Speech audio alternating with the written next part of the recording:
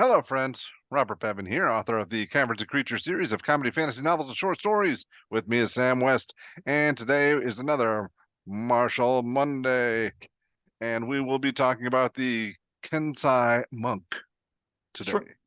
I have no idea what the historical significance or heritage or cultural impact that the word Kensei has, nor do I know if I'm pronouncing correctly. But hey, we're rolling with it. Basically, you're a monk with weapons. That's kind of Yeah. the takeaway here. Hey, your initial thoughts before we dive in? This one looks pretty cool to me. All right. The biggest takeaway I saw looking over it is that a lot of these features seem useful, and barely any of them require key points. Yeah, I think this will make, if you're playing a monk and you're like, but I wish I was a fighter, I think this kind of gives you that. It doesn't hit a lot of the main pain points that I have with the monk class, but it does hit some pain points that many do have, like its numbers, right? Like I think this puts up slightly better numbers than the average monk subclass, and like you said, does so without a huge key investment, which is a very big deal for. So yeah, But I mean, you made a good point though. I mean, why not just play a fighter then? yeah, You there's could shave your some head. neat different things. It's a good point. Or you could just b-ball. Both those are just Yeah. solutions. Yeah, I'm not the highest on this, but I think it's fine. So you start with Path of the Kensei, and it's a third level. Whenever you choose the tradition, your special martial arts training leads you to master the use of certain weapons. You've studied the blade, is actually what that reads. This path also includes instructions in the deft strokes of calligraphy or painting, which is adorable. Yay. You gain the following. You get Kensei weapons, so you choose two types of weapons to be your Kensei weapons, one melee and one ranged weapon. That last bit is very important. Ranged weapons, as a monk, make your how you can engage a fight. You can now fight on so many more axes than you could before without darts. Each of these weapons can be a simple or martial weapon that lacks the heavy or special property. The longbow is also a valid choice, which is heavy but is allowed here.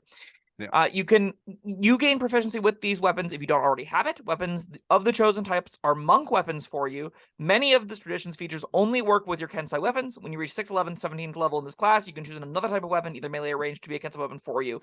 The vast majority of the time, you'll just pick two and roll with them for the entirety of the campaign, though. It's not, like, they're basically just gaining weapon proficiency, right? And that's not bad, especially as you can pick up non-great swords. The longbow, I think, is the big standout. It's like, oh, that's really good to get access to now, but you can get some d8 d10 weapons if you want, that can slightly improve your performance. I'm here for it. We'll use a longsword if you want and call it a katana. So you also get agile parry. If you make an unarmed strike as part of the attack action on your turn and are holding a Kensei weapon, you can use it to defend yourself. If it's a melee weapon, you gain a +2 bonus to AC until the start of your next turn while the weapon is in your hand and you aren't incapacitated. This feature is actually excellent for a lot of reasons. It has no action cost. It's basically just a shield, and you can use it as long as you're fighting. So this gives you a little bit more survivability. It gives you a lot more consistency as far as, like, I will block and dodge and do things with my blade and look pretty cool doing it. And it's a passive, like, boon. It's not the coolest thing in the world. Like, it might say that it's the coolest thing in the world. It doesn't add a lot of new spice to your sheet, but a plus AC bonus for a class that is lacking in the AC department, I think, is great. So let me see what's going on here. You are using your weapon strictly for defense, but attacking with your fist or your foot or something. Yeah, so basically how this play pattern works out is you make the attack action twice in your turn. One of those attacks, assuming you're 5th level, you'll use an arm strike. So you'll, like, attack once with your Kensei weapon and then you'll punch them, right? And that normally will be a dice size drop in the early tiers. It'll be a dice size increase in the later tiers sometimes, right? Whenever you're working with d8s, d10s for your martial arts dice. These are also considered monk weapons. You can always default to using your martial arts die as your damage dice for the weapons. So the cost is fairly low, especially because, like, you're not using a greatsword or anything like that. It's basically just the flavor is you're intermingling, bashing your shoulder, kicking them with your foot, headbutting them or whatever, while you're also taking a long sword to them. Should that be the weapon of choice? But yeah, that's the general gist of it. Is you're using the weapon defensively while you're punching and kicking things. Yes. You also get Kensei's shot, so you can use a bonus action on your turn to you can use a bonus action on your turn to make your range attacks with a Kensei weapon more deadly. When you do so, any target you hit with a ranged weapon using a Kensei weapon takes an extra d4 damage of the weapon's type. I keep saying weapon and my brain is going to short circuit. You retain this benefit until the end of your current turn. So basically, you can bonus action empower yourself, and then all your ranged attacks, which will be 2 if you're 5th level or higher, do a bonus d4 damage, which isn't better than Flurry of Blows, but it is a meaningful way to say I'm doing a hybrid combat thing. So when you want to be engaged in melee range, When you are engaging with your longbow, though, you'll go D8, D8, D4, D4, and that's just a bunch of extra damage stapled onto what otherwise you would forego the flurry of blows stuff that you'd rather be doing. Which is All right, cool. let me. I got to take a closer look at this. All right, when you do so, any target you hit with a ranged attack using the Kensei weapon takes an extra D4 damage of the weapon's type. You retain this. You bonus action, empower your ranged attacks. Your ranged attacks that turn with the Kensei weapon do a bonus D4 damage. Okay, so it's not much then. No, it's an extra 2d4 damage, but again, that'll stack on every single turn. And like you said, there's no key cost component to this, so it's nothing that I would expect to like have my entire build be. I'm a ranged Kensei monk. Although you can do that, you can do some sort of like all in with sharpshooter stuff if you want. Like you can take a crossbow as your Kensei weapon, and then take crossbow expert, and then you're like but then the bonus action trade off isn't good for you, so that's not really gonna hold water. But the sharpshooter stuff can still be fine if that's what like the direction you want to go. Most of the time though, again, this is an engagement tool. This is we're skirmishing, they're far away, I'm not in monk range, so as opposed to dashing, I don't need to this turn. I can just shoot, and then next turn engage them with my melee weapons and get more attacks that way with flurry of blows and stunning strikes and stuff, which is good. I think that's fine. It's nothing you want to be doing, but it's a way that you now are a little bit more flexible in combat, which is definitely something monks are in the market for. Monks often can feel like on big battle maps, wow, I don't do anything unless I'm on top of the thing, and if I am on top of the thing, I'm probably getting my ass beat. I don't really love that scenario a lot of the time. So it's fine. And the last thing this gives you is Way of the Brush. You get proficiency in calligraphers or painter supplies, which is cute little flavor, but ultimately not that important. Xanathar's guide did give some updated stuff to like how to use toolkits more efficiently. I think they could really go like further in depth with toolkits, make them a whole feature more so than just a flavor thing. But it's nice that it's tagged on here.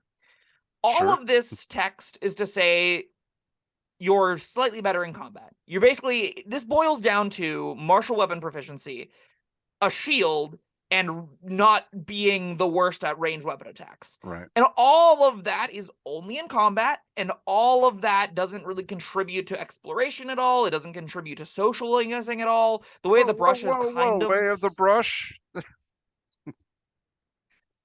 Maybe. Sure. Wedding invitations? Paint gorgeous scenes. I love the thematics of it all. I think there's some neat things happening there. This is a broader topic to like broach, but I think that if you're playing Dungeons and Dragons, the idea of a non-magical character being able to exist really stretches the rules to unreasonable degrees, to the point where you're either going to have to accept that you're not going to be doing anything powerfully in the upper tiers, or you're going to have to bend the laws of physics to make these mundane characters look like they can keep up with magic. I think this is one such shortcoming. I would love to see Way of the Brush open up to do magical things with your paints, do magical things that, charm or create illusions. Basically the equivalence of minor illusion with your paints seems like a really easy direction to go in. Just any kind of little extra flavor would go a long way here. It being stable to the mundane is just always going to be, well, every single character could do this, and that's going to make it not that impactful, I don't think. Well, this is what we got. And so far, I mean, I don't know, this is the monk I'm most optimistic about so far. +2 AC and your ranged weapon attacks don't suck. Is what like there's a lot of text here, but that's what it boils down to, right? Yeah, and I mean,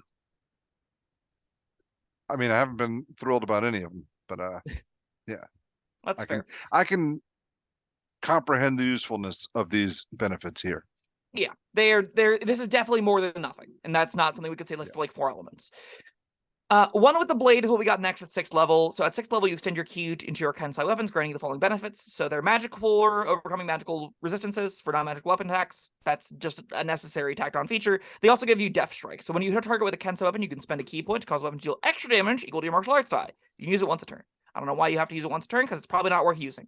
The reason I say that is because Flurry of Blows also costs you a ki point, and Stunning Strike also costs you a ki point, and both those options do more damage than this. So, like, if you're not novaing, if you're not dumping everything on one round right now, more often than not, you're going to want to use your ki point on things that are worth more than a dice of damage. And that's where I'm like, oh, that's just a trash feature. Like, truly and utterly not worth considering, I don't think. I don't know if I remember if I wrote kindly about it, but it is not good. Like, it's not something you're going to want to put ki points into basically ever. It's only one, though. Yeah, one of your 6. A 6th of your resources does 1 die of damage. You're No, that's foregoing not an great. extra attack with this that does not only an extra die of damage, but an extra mods as well. It adds your dexterity to hit and stuff like that, right? And it can hit a different target. So, like, there is a really large forgotten cost there. This isn't stunning a thing. This is just like, oh, I do 4 extra damage. Yeah. For a 1/6 of my resources. Nope. No, thank you. Well, I mean, you and get more resources later. yeah, every level you get 1 more resource. Yeah. I don't know. Overcoming magic weapon resistance is necessary but boring. We've covered that before. Yep. When you need it, you'll be glad it's there. Yeah, I just don't. I wish this game would remove that binary. In any case, it's having it means there'll be a subset of enemies you're effective against, otherwise wouldn't be. Moving on. Sharpen the Blade is the 11th level feature. So at 11th level, you gain the ability to augment your weapons further with your ki. As a bonus action, you can spend 3 ki points to grant 1 Kensei weapon you touch a bonus to attack and damage rolls when you attack with it. The bonus equals the number of ki points spent. The bonus lasts a minute or until you use this feature again. The feature has no effect on a magic weapon that already has a bonus to attack and damage rolls, which is just a big kick in the groin once you pick up that flame tongue. Yeah. That's if your DM's like, oh, this person's playing with, they want full bow staff, they really invest in their bow staff, I'm gonna give them a magic bow staff. And then you go, great, I want to sharpen I can't. Bummer. that really is a bummer. That I don't like that at all. Yeah. That I mean, you're a monk. Give us something. Yeah. And like, this is magic weapon, right? Like, at its best case, this is magic weapon. And it's like a +3 magic weapon that you have to spend 3 ki points on. It only lasts a minute. So like, it's not like you have that magic weapon for long. You have it for 1 fight, and you have to spend 3 ki points on it. Now at this level, it's like a 4th of your resources for a +3 weapon for a fight. Well, you can expend up to 3 ki points, so it doesn't have to be. I would want to spend the +3, right? Like, it's +3 to every hit and damage. That's where it's going to be the most effective. I know, but if you only got 2 left, then I pray I'm not going into a fight. This is still usable. Technically, I think I'd rather bank 2 stunning strikes or rather bank 2 flurry of blows. Having one in my back pocket for even a patient defense to get out of danger quickly, or a step of the wind. Like, you're gonna want some to do other things with. Getting +1 to hit for the fight at best is like, I've got nothing else to do. I don't love this. And then we got Enduring Accuracy, which is 70th level feature. At 70th level, your mastery weapon grants you an extraordinary accuracy. If you miss with an attack roll using a monk weapon on your turn, you can re-roll it. You can use this effect once on each of your turns. And this is a baller feature. This is like, I get 2 attacks with my monk weapons, and then I unarmed strike twice, and now it's kind of like you get like an extra one because a miss becomes a hit. And this can include ones you make during your bonus action for your flurry of blows and stuff. Is it a 70th level feature? Good. Sure isn't. But it is a meaningful, powerful update that you're like, okay, now once per turn, if I miss, I'm less likely to miss. 17th level monk feature. Yeah, remember how we talked about a 70th level monk feature that was just a 3rd attack? Or was that a barbarian feature that was just an extra attack? I don't remember. Yeah, Astral Self. Its capstone gives you a 3rd attack whenever you, for a minute, for using ki points. And we're like, that's not good anymore. It just isn't, because fighters got that at 11th level. So like, Enduring Accuracy is worse than that. But it's just what you get at 17th level. Yeah, this. I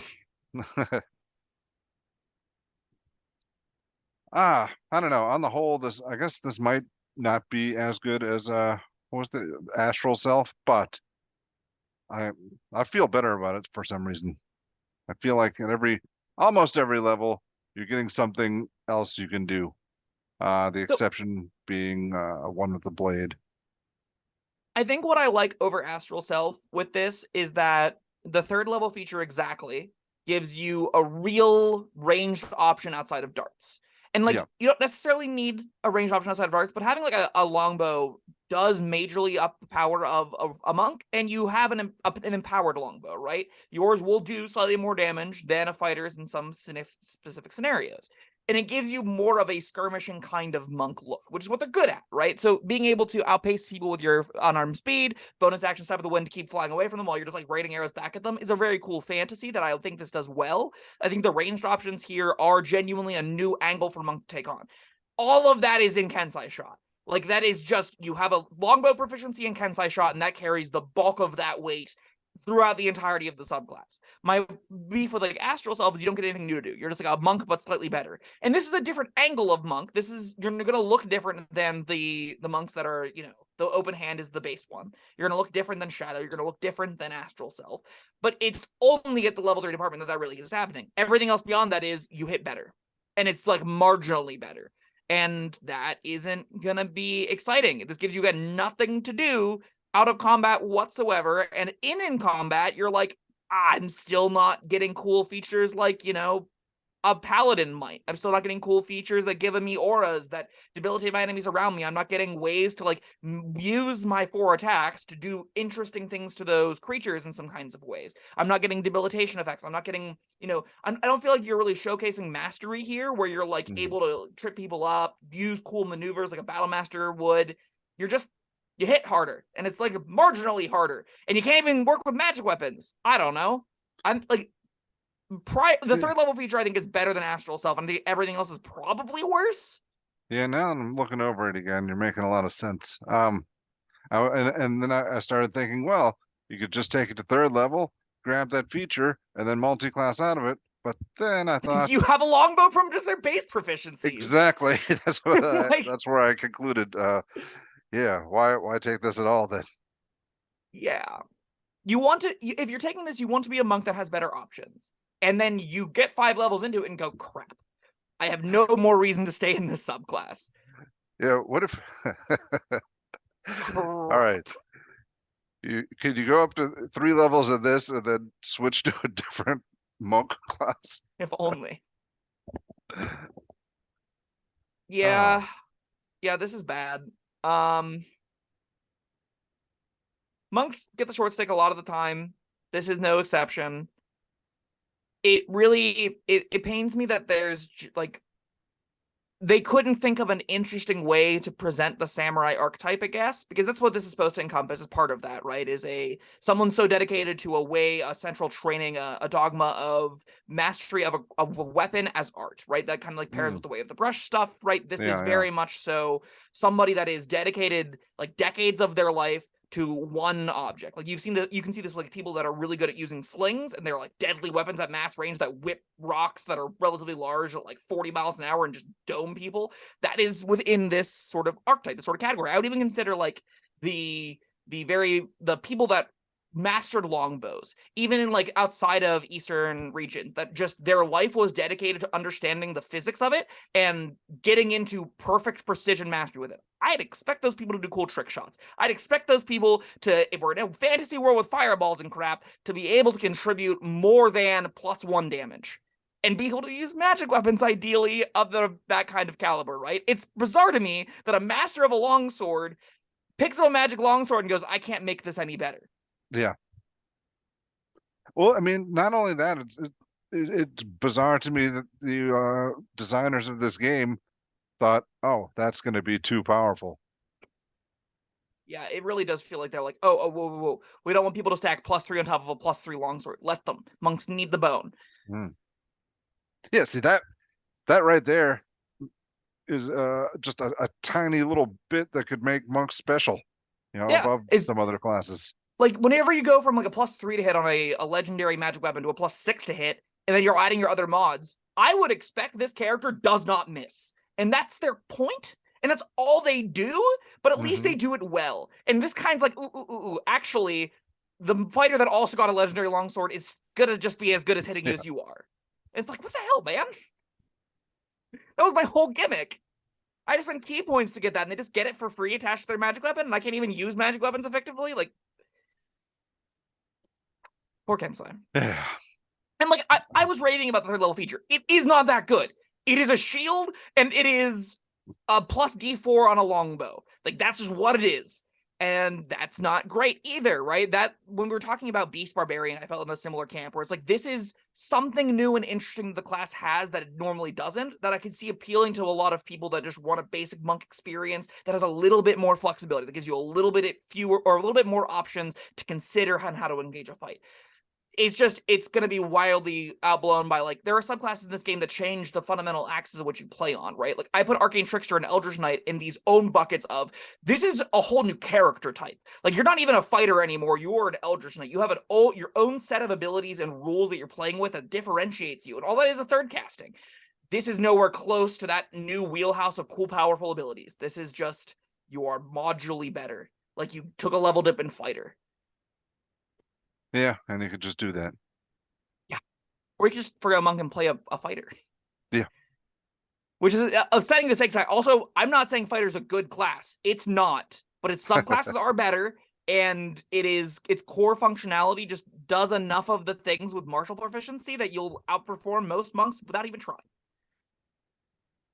In the mid-tiers. Oh, well, monk, I tried to give you a fair shake. This is D's? D sounds good to me. D, I don't know. Are you like by general class or by monk? A general class. I think yeah, all right. Then, as yeah, a monk D. option, it's still a D, right? Like, I still don't want to play this, and it gives you one meaningful feature. As a monk option, I'd give it a C, because, you know, maybe you're not going all the way through with it. Early tiers, it'll be nice to have access, you know, like I said, ranged access, you know, where, you know, otherwise, you know, if your enemy is flying, you're sitting there with nothing. 20-foot darts just chucking up in the air and then falling back down. Oh. Yeah, I've seen monks do nothing while the enemy is flying around. Yeah, it doesn't look fun.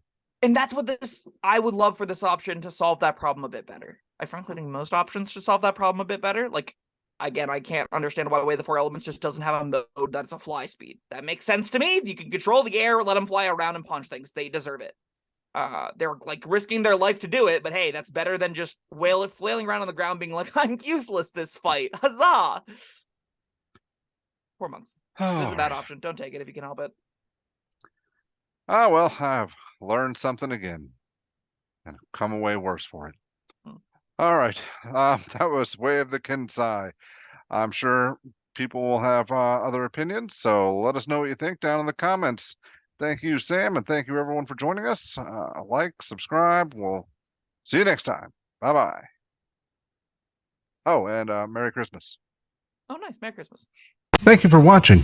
If you found this helpful, informative, or entertaining, I'd really appreciate it if you hit the like button below. You needn't smash it. A gentle tap will suffice. If you want to see more videos like this, subscribe to the channel.